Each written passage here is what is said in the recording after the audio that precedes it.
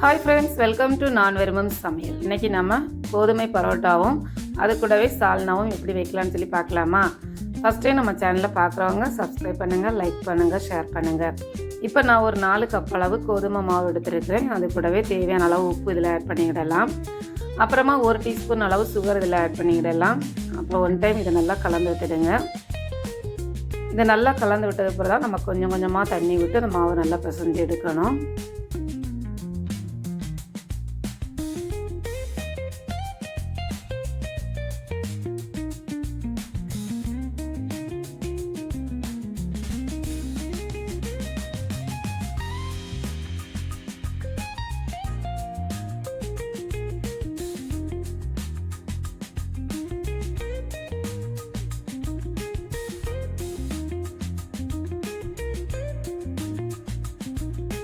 ஒரேடியாக தண்ணி விடாமல் கொஞ்சம் கொஞ்சமாக தண்ணி விட்டு இந்த மாதிரி நீங்கள் பிசைஞ்சிடுங்க.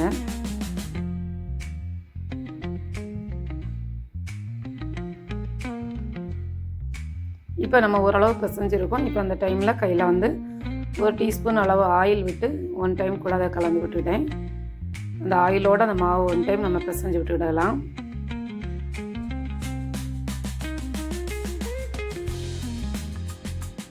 அதுக்கப்புறமா அந்த கிச்சன் மார்பிள் இருக்குல்ல, அதை நல்லா நீட்டாக கழுவிட்டு நம்ம அதில் போட்டு நல்லா அந்த மாவு ஒரு 10 மினிட்ஸாவது நல்லா அதை பிசைஞ்சு விடுங்க. இந்த மாதிரி 2 கையும் நீட்டாக கழுவிட்டு இந்த மாதிரி நல்லா அதை பிசைஞ்சு விட்டுடுங்க. இந்த மாவு நல்லா சாஃப்டாக ஆகுறது வரைக்கும் நம்ம அதை நல்லா பிசைஞ்சு எடுக்கணும். இப்போ இந்த டைமில் ஒரு கிண்ணத்தில் கொஞ்சமாக நான் எண்ணெய் எடுத்துருக்கிறேன். அந்த எண்ணெயை தொட்டு நம்ம அந்த மாவை நல்லா பிசைஞ்சு விடலாம். அப்போ அந்த மாவு நல்லா சாஃப்டாக நமக்கு மாறி வரும்.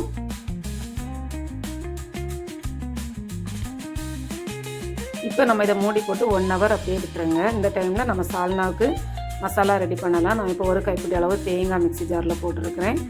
ஒரு 6-7 நம்ம முந்திரி பருப்பு இதில் ஆட் பண்ணலாம். அப்புறமா ஒரு 5 வெள்ளைப்பூண்டு இதில் ஆட் பண்ணுறேன். அதுக்கப்புறமா ஒரு சின்ன துண்டு இஞ்சி பொடியாக கட் பண்ணி இதில் ஆட் பண்ணுறேன். அதுக்கப்புறமா சோம்பு 1 டீஸ்பூன் அளவு ஆட் பண்ணுறேன். அப்புறமா 2 ஏலக்காய், நல்ல மிளகு 1/2 டீஸ்பூன் ஆட் பண்ணுறேன். 2 கிராம்பு, அப்புறமா நட்சத்திரப்பூ இருக்குல்ல, அதில் உள்ள சின்ன துண்டு 2 ஆட் பண்ணியிருக்கேன். அப்புறமா பட்டை. இப்போ கொஞ்சமாக கருவேப்பிலை போடலாம். இப்போ 1 கைப்பிடி அளவு தேங்காய் இதில் ஆட் பண்ணலாம். இப்போ அரைப்பதுக்கு தேவையான அளவு தண்ணி இதில் சேர்த்து நம்ம மிக்ஸி ஜாரில் போட்டு நைஸாக அரைச்சி எடுத்துடலாம். பாருங்கள், இப்போ நம்ம நல்லா நைஸாக அரைச்சி எடுத்துகிட்டு வந்துட்டோம். இந்த மாதிரி இப்போ நான் ஸ்டவ்வில் ஒரு கடாய் வச்சுருக்கிறேன். கடாய் ஹீட் ஆன உடனே 2 ஸ்பூன் அளவு ஆயில் இதில் ஆட் பண்ணுறேன். ஆயில் நல்லா ஹீட் ஆன உடனே 1/2 டீஸ்பூன் கடுகு இதில் ஆட் பண்ணலாம். கடுகு நல்லா பொரிஞ்சு வந்த பிறகு கொஞ்சமாக கருவேப்பிலை நம்ம இதில் ஆட் பண்ணலாம்.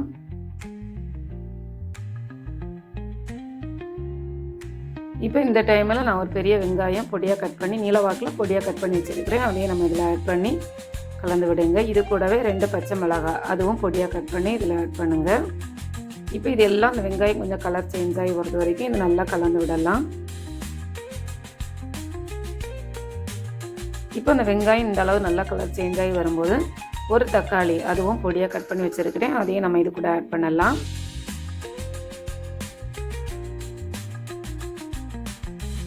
நல்லா கலந்து விடுங்க. தக்காளி நல்லா மசிஞ்சு வரணும். இந்த டைமில் கொஞ்சமாக நம்ம புதினா இலை இதில் ஆட் பண்ணலாம். புதினா இலையும் ஆட் பண்ணிவிட்டு நீங்கள் இதை கலந்து விடுங்க. புதினா இலை ஆப்ஷனல் தான், இல்லைன்னா ஒன்றும் இல்லை. இப்போ கொஞ்சமாக தண்ணி விட்டு இதை நல்லா நம்ம வேக விடலாம். நல்லா வேக விடுங்க. இந்த இடத்துல உங்களுக்கு ரம்ப இலை இருந்ததுன்னா ஒரு 2 ரம்ப இலை சேர்த்துடுங்க. அது சும்மா வாசனைக்காக மாத்திரம் தான் நம்ம இதில் ஆட் பண்ணுறது. இப்போ இதை மூடி போட்டு நல்லா அதை வேக விடலாம்.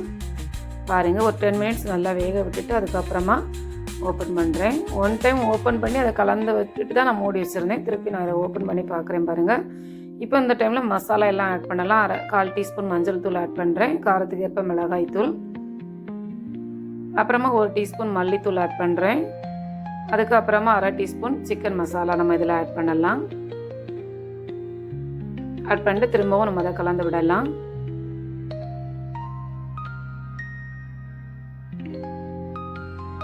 இப்போ இந்த டைமில் நம்ம அரைச்சி வச்சுருந்தால தேங்காய் அந்த மசாலா ஐட்டங்கள் அதெல்லாம் நம்ம இதில் ஆட் பண்ணி குழம்புக்கு தேவையான அளவு தண்ணியும் இது கூட ஆட் பண்ணிக்கிடுங்க.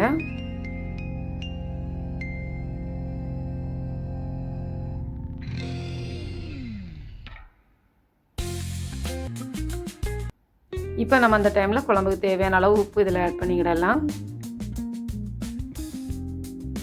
உப்பு ஆட் பண்ண அப்புறம் நல்லா கலந்து விட்டுடுங்க. இப்போ நம்ம அதை மூடி போட்டு நல்லா கொதிக்க விடலாம்.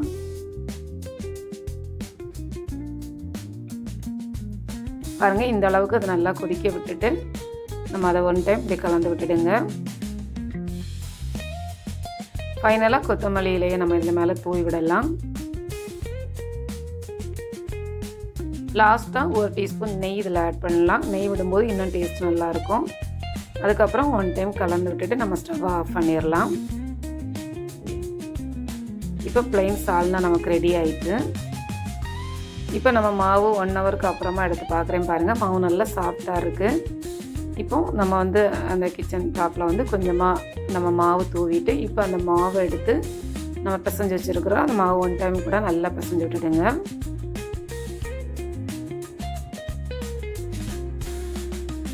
மாவு பாருங்கள் எவ்வளோ சாஃப்டாக வந்திருக்கு பாருங்கள்.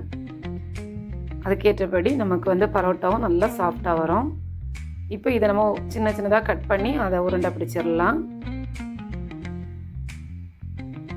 இந்த மாதிரி எல்லாம் கட் பண்ணி நம்ம உருண்டை பிடிச்சி ஃபஸ்ட்டு வச்சிடலாம்.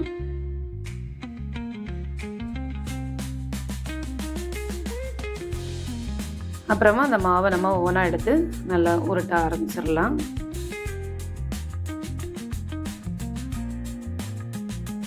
எவ்வளோ தூரம் அதை பெருசாக நம்ம உருட்ட முடியுமோ அவ்வளோ தூரம் அதை பெருசாக நீங்கள் உருட்டி எடுத்துக்கிடுங்க.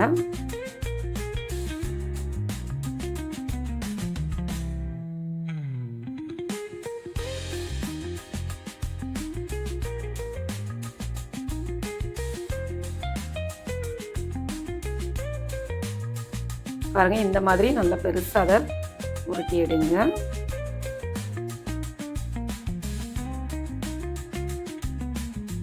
நல்லா நைஸாக நம்ம அதை உருட்டி எடுத்துக்கிட்டோம். இந்த டைமில் நம்ம இதுக்கு மேலே கொஞ்சமாக ஆயில் ஃபுல்லாக நம்ம தடவி விடலாம்.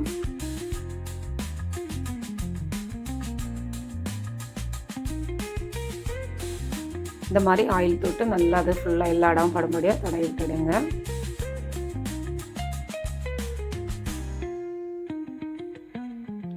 இப்போ இந்த மாவை இந்த மாதிரி மடக்கி விடுங்க. முன்னையும் பின்னையுமா இப்படி மடக்கி விடுங்க. அப்போ தான் நமக்கு லேயர்ஸ் கரெக்டாக நமக்கு வரும்.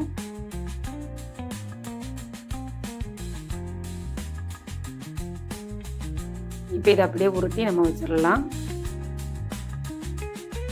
இப்போ இதுக்கு மேலே லைட்டாக எண்ணெய் தடவிக்கிடுங்க. அப்போ தான் மாவு நமக்கு ட்ரை ஆகாமல் இருக்கும். இதே மாதிரி இன்னும் ஒன்று கூட நான் அதே மாதிரி உருட்டி காட்டுறேன் பாருங்கள்.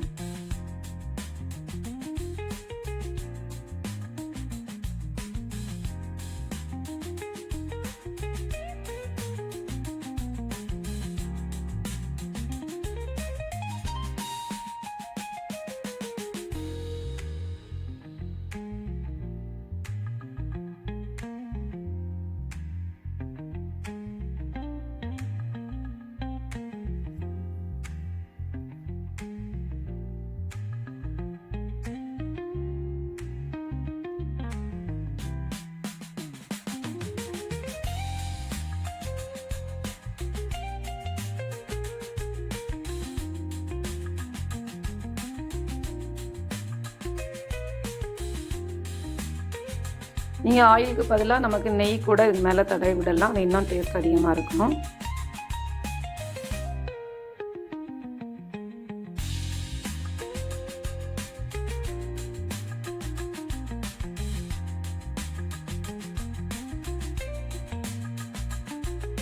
இப்போ நம்ம உருட்டி வச்ச அந்த மாவை நம்ம எடுத்து திருப்பி நம்ம பரோட்டாவுக்கு நம்ம விரிக்கிறது மாதிரி மாவு வந்து நம்ம உருட்டி எடுக்கலாம். இப்போ இந்த டைமில் நம்ம உருட்டுக்கட்டை வச்சு நல்லா அழுத்தி உருட்டக்கூடாது. மேலே வந்து மெதுவாக ஸ்லோவாக நம்ம உருட்டினா போதும். உங்களுக்கு வந்து ரொம்ப திக்காக வேணும் அப்படின்னு சொன்னால் திக்காக உருட்டி எடுங்க. நான் கொஞ்சம் தின்னாகவே உருட்டி எடுக்கிறேன் நைஸாட்டு.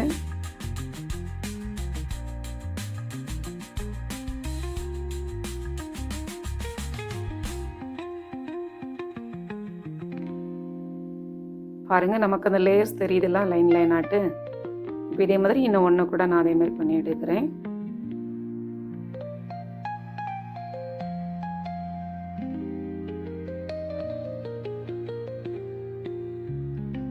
ரொம்ப அழுத்தி நம்ம அதை உருட்டும் போது அது சப்பாத்தி மாதிரி ஆயிரும். அதனால் மிதமாக நமக்கு மேலே வச்சு மெதுவாக இப்படி இது மாதிரி உருட்டி விட்டால் போதும்.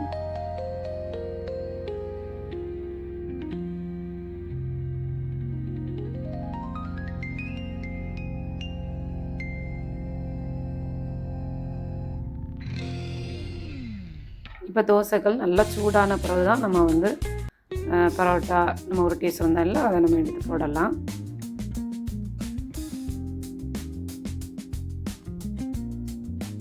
பாருங்கள், இப்போ நம்ம அதை திருப்பி போடலாம். இப்போ இதுக்கு மேலே நம்ம வந்து எண்ணெயை வந்து இப்படி தடவி விடலாம். பாருங்கள், இந்த மாதிரி எண்ணெயை தடவி விடுங்க. எண்ணெய் இல்லைன்னா நெய் எது வேணாலும் நீங்கள் தடவி விட்டுக்கிடுங்க.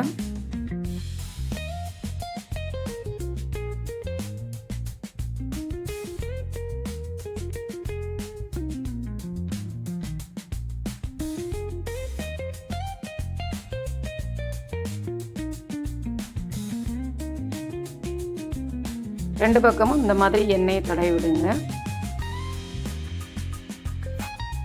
ரொம்ப சாஃப்டாக இருந்தது, ரொம்ப டேஸ்ட்டாகவும் இருந்தது. நீங்களும் இது மாதிரி ட்ரை பண்ணி பாருங்கள்.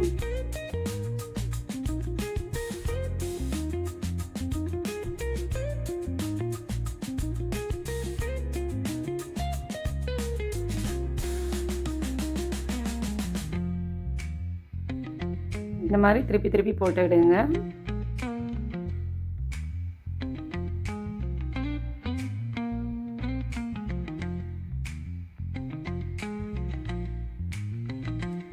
வாங்க, இப்போ நம்ம இதை எடுத்துடலாம்.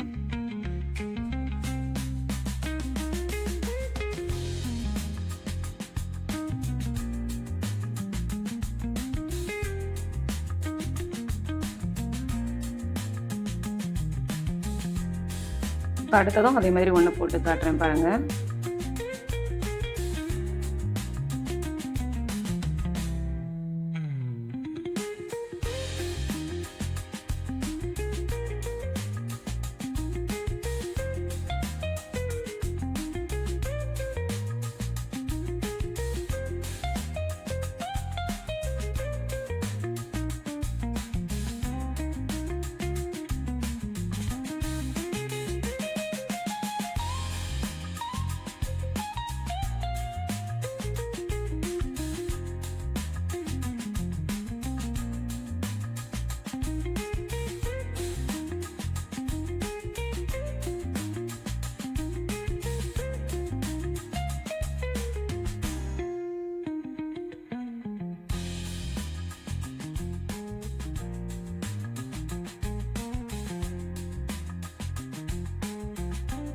சூப்பராக நமக்கு பரோட்டா ரெடி ஆகிட்டு பாருங்கள்.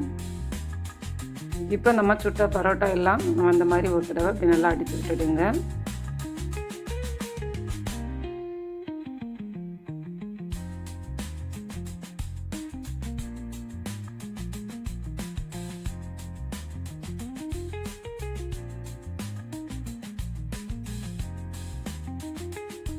பாருங்கள், பார்க்கவே எவ்வளோ சாஃப்டாக இருக்குது பாருங்கள். இப்போ நான் எடுத்து வைக்கிறேன். பரோட்டா நமக்கு சூப்பராக நமக்கு ரெடி ஆகிடுச்சு. அது மாதிரி சால்னாவும் நான் இன்னொரு பவுலில் விட்டுறேன் பாருங்கள். சூப்பரான கோதுமை பரோட்டாவும் கூடவே ப்ளைன் சால்னாவும் நமக்கு ரெடி ஆகிட்டு.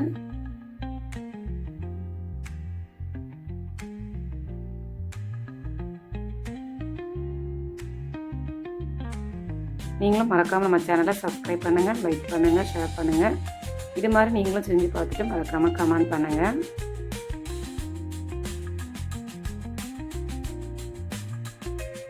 அந்த பரோட்டா நான் எடுத்து காட்டுறேன் பாருங்கள். எவ்வளோ சாஃப்டாக இருக்குது பாருங்கள். தேங்க்யூ.